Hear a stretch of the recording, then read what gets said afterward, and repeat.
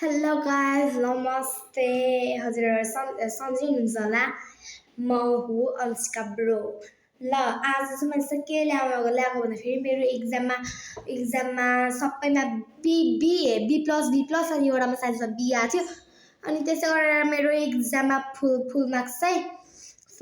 चाहिँ be plus आएको छ नि अनि बी प्लस आएको छ मेरो डान्समा ए प्लस आएको छ अनि त्यसपछि मेरो म्युजिकमा बी आएको छ त्यसै खुसीले गर्दाखेरि म 5 क्लास गएँ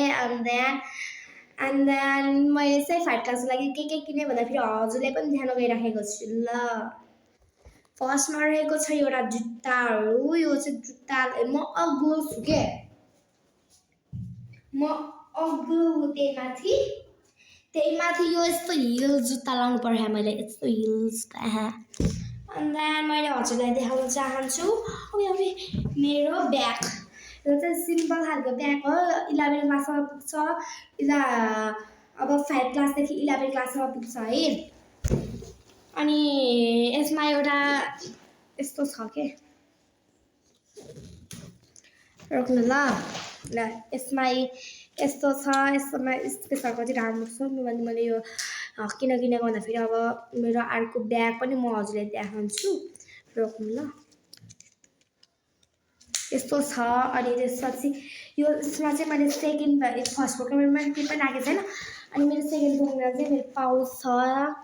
मेरो पाउच छ अनि यसमा मैले के हालेको छु अनि देन मैले चाहिँ यसको भित्र चाहिँ मैले बुकहरू राखेको छु मैले चाहिँ बुकहरू स्टिच लगाइसकेको छु मैले बुकहरूमा अनि देन मैले अब पाउचहरू देखाउँछु पाउचमा चाहिँ मेरो के छ भनेर म हजुरलाई बताउँछु मैले फर्स्ट पकेटमा के पनि राखेको छैन र सेकेन्ड पकेटमा चाहिँ मैले चाहिँ के राखेको छु भन्दाखेरि दुईवटा स्केल एउटा प्रोटेक्टर एउटा स्केल अनि सार्पनर र इरेजर राखेको छु अनि देन दुईवटा पेन्सिल मलाई यति बेसी पुग्छ भनेर मैले दुईवटा पेन्सिल मात्र राखिदिएको छु अनि मैले बन्द गरेर टक्क लगाएर यहाँ राखिदिन्छु टक्क लगाएर मैले यो पुरानो झोलाले देखाउँदैछु मेरो पुरानो झोला यस्तो छ र नयाँ झोला यस्तो छ